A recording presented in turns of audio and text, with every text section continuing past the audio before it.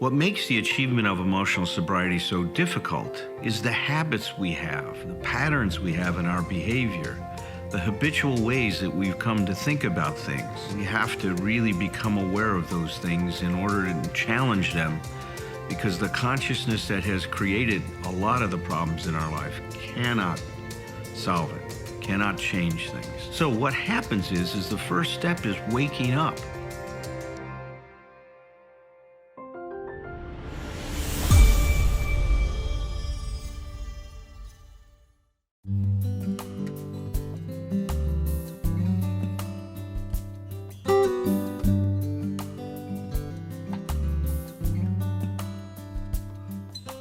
Last week, Roger did a phenomenal job at talking about step 3 and really exploring this issue of willingness. So we want to continue that discussion tonight.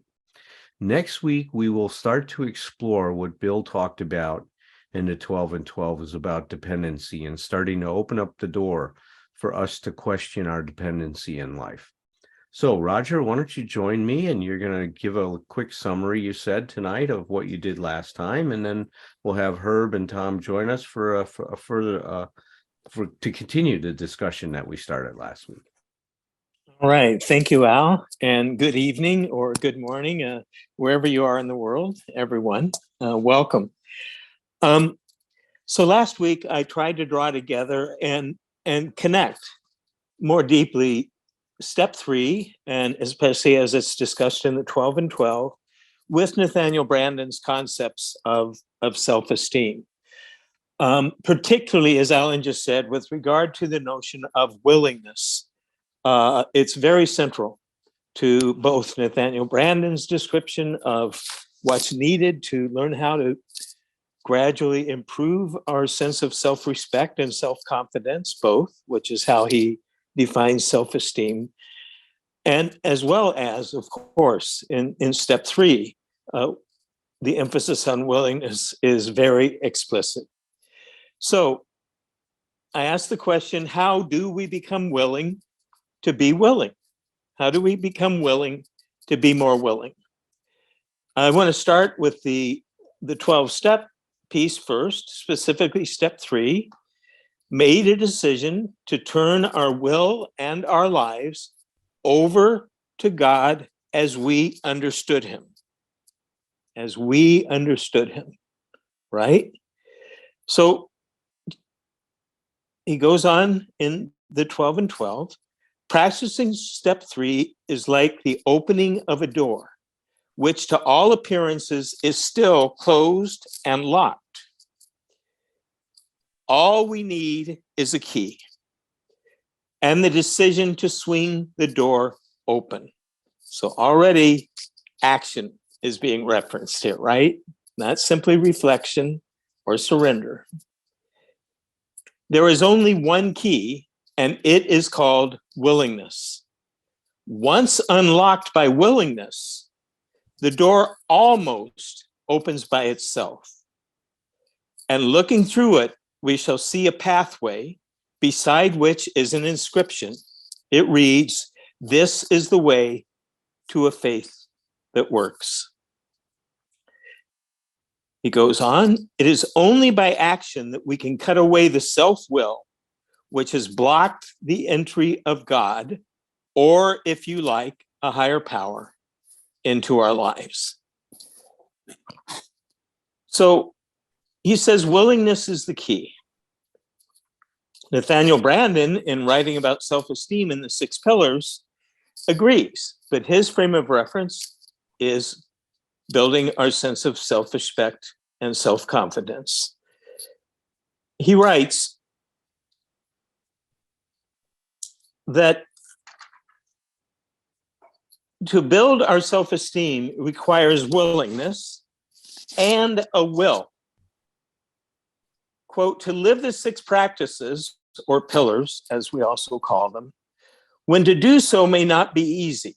We may need to overcome inertia, face down fears, confront pain, or stand alone in loyalty to our own judgment when it can be very difficult to do so. He goes on, Living consciously requires effort. Generating and sustaining awareness is work. Every time we choose to raise our level of consciousness, we have to act against inertia. So, how do we find this willingness? Well, I think there are lots of ways to find that willingness. One of them we've talked a lot about in these emotional sobriety meetings so far is a willingness to what I call look deeply, a willingness to see deeply into ourselves, into our lives, into the ways that we actively and passively create hardship, create suffering for ourselves and others, and to reflect on the reality of that pain. Discomfort is a major piece of the puzzle in terms of finding our motivation to deal with raising our self-esteem and facing life's challenges. As Alan has mentioned, it can tend to be kind of a time-limited motivation, because if you are in recovery and you begin to feel better, guess what happens? The level of discomfort you're in begins to go down. So if that's all you're looking for as a source of motivation is the pain that you're in, gradually your pain is going to decrease with time. And as Alan and Herb have pointed out, then a different source of motivation needs to be brought in, a motivation to become who we can become, what Alan calls the psychological and biological imperative, to be the version of ourselves we most deeply want to be. So living consciously requires effort. And just as an aside for a minute, because I want to watch the clock here tonight better than last week, there is a difference, though, that I want to emphasize and just touch on briefly here to plant a seed. From my perspective, the 12-step orientation toward willingness and toward effort differs in some ways from Brandon's, because Brandon emphasizes the importance of choice, the importance of decision, the importance of will and willpower. In 12-step work, from my reading, that's also emphasized. Choice and decision is required. Effort is required. But the difference is there's an emphasis on admission of powerlessness and humility, and emphasis on surrender. And in my experience in my life, when I focus on surrendering to reality, and that's not simply an addiction or AA context, it's also a life context. When I focus on surrendering to reality and then put my willingness and effort into serving reality, that feels like a very different kind of willpower to me. Much less, I'm going to push through it, white knuckling it. It's a very different experience for me. So I just wanted to briefly comment on that. And to me, it's a huge strength of a more spiritually based approach to both self-esteem and growth in emotional sobriety. How else do we learn to become more willing? Well, I talked some about Michael Singer and his book, The Untethered Soul. His new book, Living Untethered, is also really good. I'm into reading it now. Thank you, Tom. But he talks about the importance as we learn to identify more with our deeper self, our higher power, whichever terminology you want to use.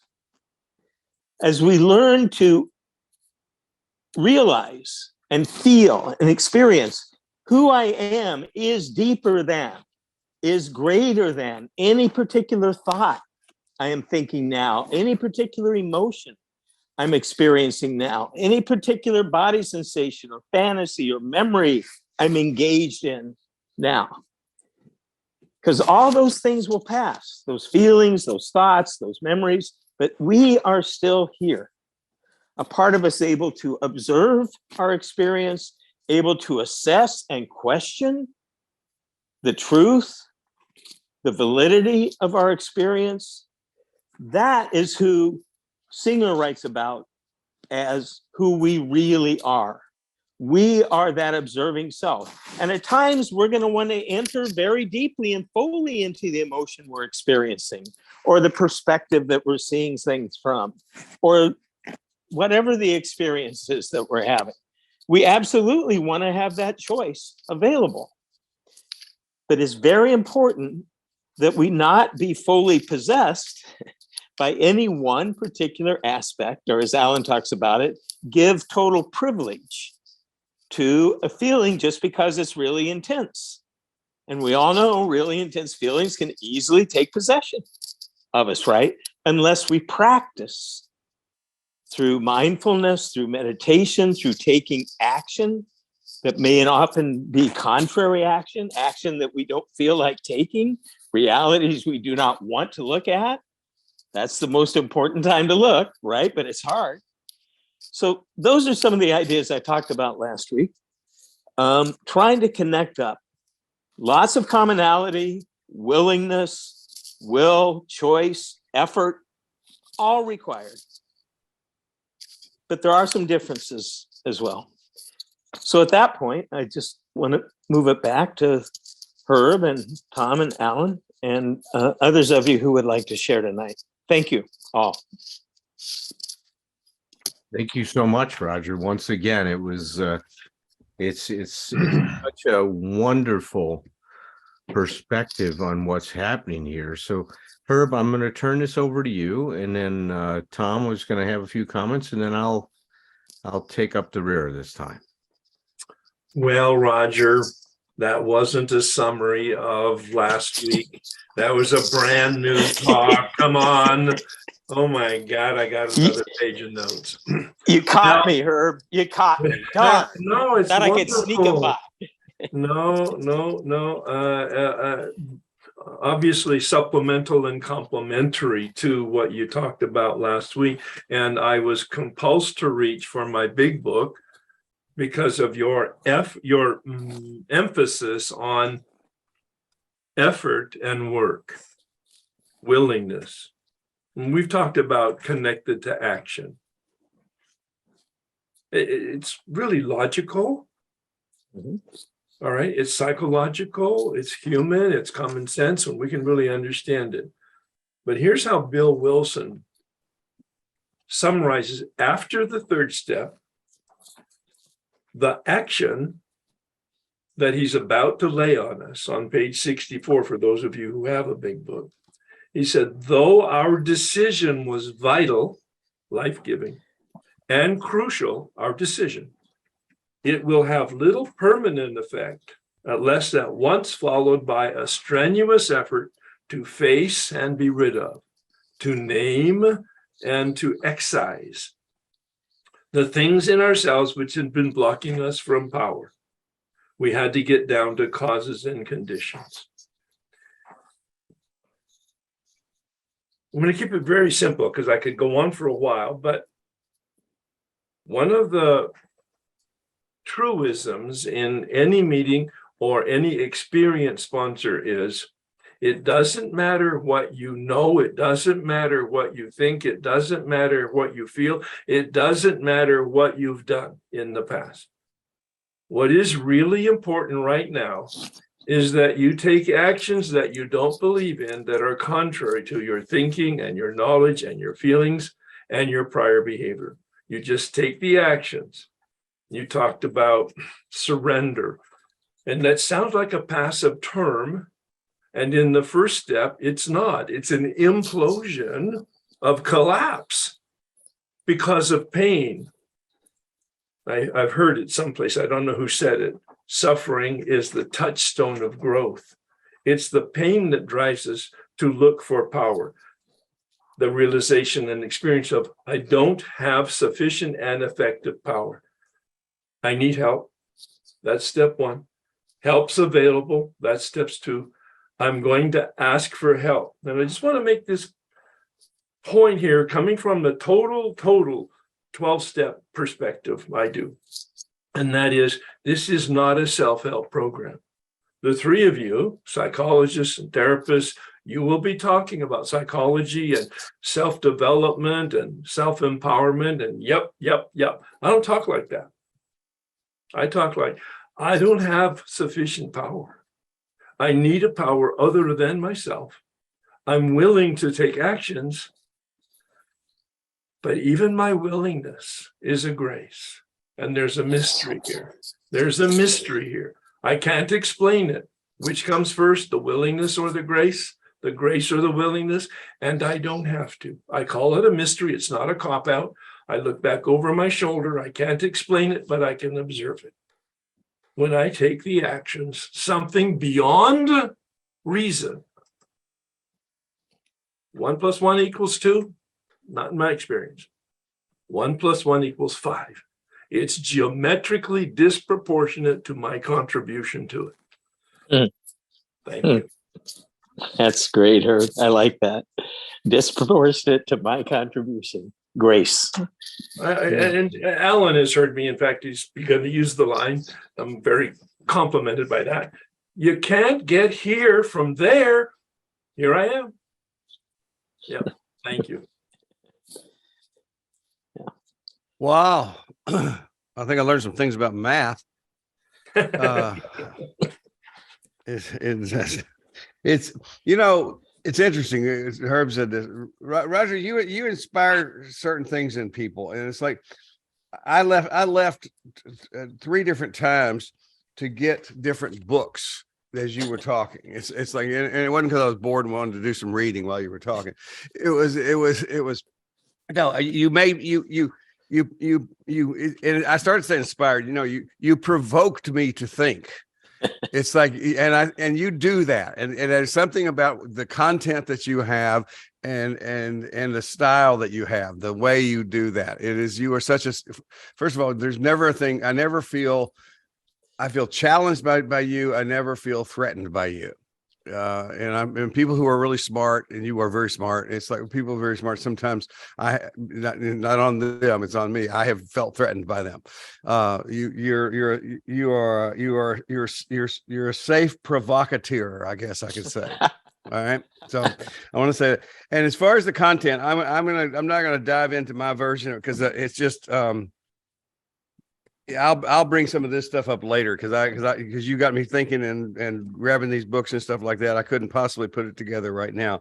But a couple of things I wanted to say that came up both while you were talking and when Alan was talking is that one of my favorite, and Herb talking about the step 3, the decision,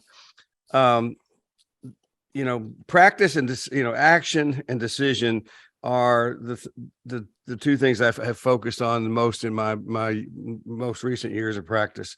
And it's like, and I talked last time about my use of the word discipline, meaning that comes from decision, the idea that I challenge myself to actually move out of contemplation and Alan, you said reflection, and into decision. That's the challenge of everything we're talking about right now, whether it be through the 12 steps or whether from Brandon. It's about. Well, I will read a short piece here because this is the part that scared the crap out of me. I was reading it in my meditation the other morning, and I wrote, and my note was, I can feel the discomfort just reading this, and it just says, therefore we become ruthless seekers after the truth about ourselves. Let no quirk or bad habit escape notice. Be not attached to any of them, for if they are impediments to your spiritual growth. Become ruthless seekers and let no quirk or bad habit escape. That is fucking overwhelming to me. It's like I feel good about what I've done with my life and my practice in recovery, but it's like to do that, it's just like my chest tightened with that, and I got some more. That's what you brought me back to just now when you were talking, Roger, because it's really a big challenge. And the last thing I want to point out, just a matter of terms. You talk about you do this work and the discomfort will be lessened. Okay. But I spend a lot of time with my clients helping them understand that when you begin the work on any one part of this, it doesn't have to just be at the very beginning, any part, any step, anything you're working on. When you begin the work, very often the discomfort is going to increase. Yeah. And I want people to know that's a landmark. If you know, that's like if you're telling me to go down to the Walgreen and turn left and then come up between the two Starbucks and then turn right. Those are landmarks in giving directions, and increasing discomfort, you know, or what I call progress not feeling like progress. Those are landmarks to you're on the right path. Great point, Tom. Great point. Thank you. Yeah, absolutely. Provocateur. Ruthless. I love that. You would, Alan. You Yeah, would love right. ruthless. It's Okay? very much, you know, my approach to life, man. Ruthless and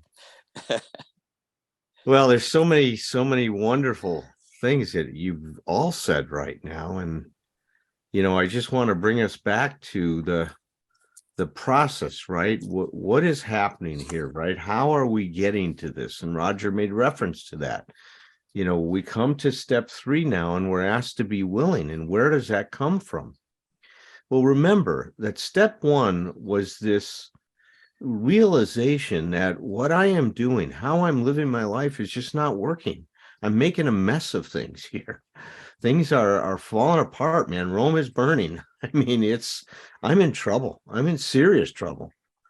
And as Herb said, and I love what Bill Wilson said, is our recovery is based upon a pedestal of hopelessness. Now, it's hard to find any psychology that would advocate hopelessness. I don't think there is one. I mean, everybody quickly jumps to the hope part. But in Bill's wisdom, he understood the importance of us sitting in our hopelessness. So it creates this charge, this energy that's going to now propel us. You know, we talk about being rocketed into, this is the fuel, folks. Your hopelessness is your fuel.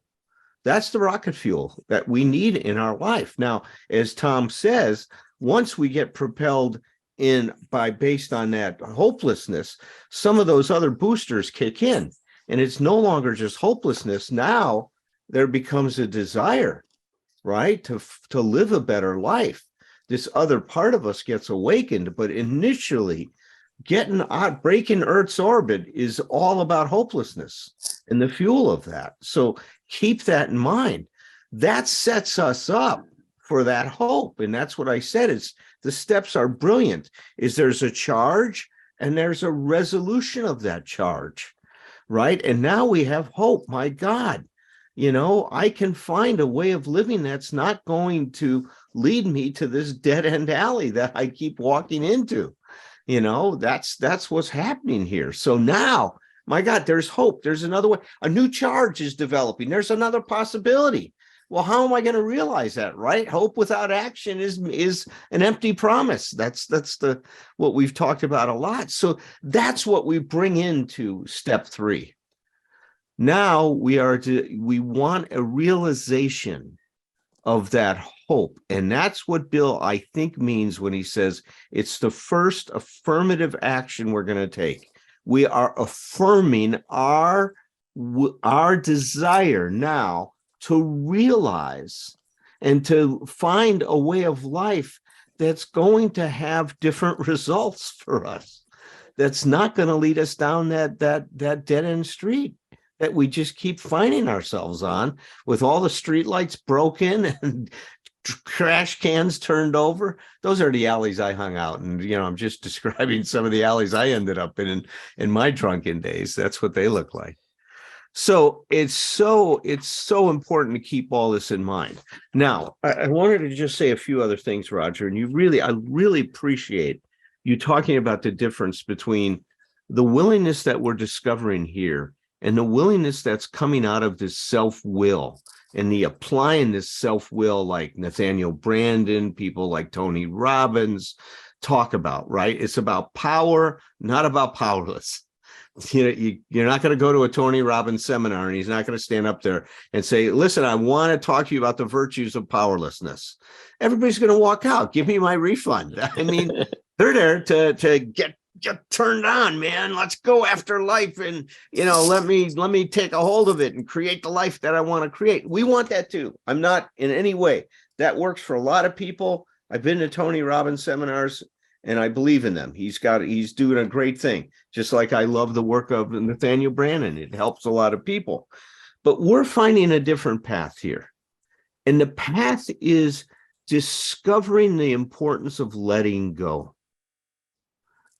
See, in every other situation, it's about taking charge, right? Here we're letting go. Now, that's an antithesis to how we've lived our life. There was no letting go anywhere for me. It was all about control, baby. I had to control everyone and everything, to thinking that, once again, if I controlled it all, that somehow I'd be able to wrestle satisfaction from life.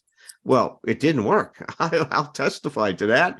And I've got a lot of people. Roger's known me a long time. My God, we go back to 1979. He knows every time I tried to control it, what happened. He can be give testimony to the mess I've created at times in my life with that nonsense. But I think that that's what's going on. Now, I will also say this. I want you to think about each of the steps as tweaking our awareness, raising our consciousness. Each step adds incrementally to an increase in our awareness. And Herb brought this up a minute ago, and I want to emphasize this. Our awareness now needs to go to, is our commitment, are we congruent in our action with our commitment? And we're going to find that out when we now approach step 4. And see, this is the wonderful thing. Every step sets you up for the next step. And Bill's setting us up is going to say, all right, buddy, you say you're committed. I'm going to give you a task. It's like, you, son, will go to the mountain and find the red lotus that's between 5 rocks. And, we're going to get a task. And we're going to now be charged with that task. And one of the things I just want us to be aware of, there's your willingness is going to wax and wane. There's going to be areas you're more willing in than others. And it's important to be aware of that, right? Be aware of that, right? Because we'll talk more about what to do with all of that. I hear a lot of people criticize the 12 steps, that they're old-fashioned. I can understand that criticism. They were written back in 1935. Some people that are agnostic have difficulty with the word God used in the steps. For me, I look at the process that's involved. The forces that the 12 steps generate are so powerful that I think they're ageless. There's this interesting phenomena that happens when you work the steps. They create a charge and then a discharge. The first step, we're powerless. Our life has become unmanageable. It creates this charge. We're in big trouble and we don't know what to do. And then step 2 comes along and it says we have hope. That charge, that existential crisis that we have is resolved. What's happening here is parallel to life. We charge ourselves when we breathe in. When we exhale, we discharge. That's the rhythm of life. And the way I love to think about the 12 steps, it's helping us get connected to the rhythm of life so we can learn how to show up in a good way.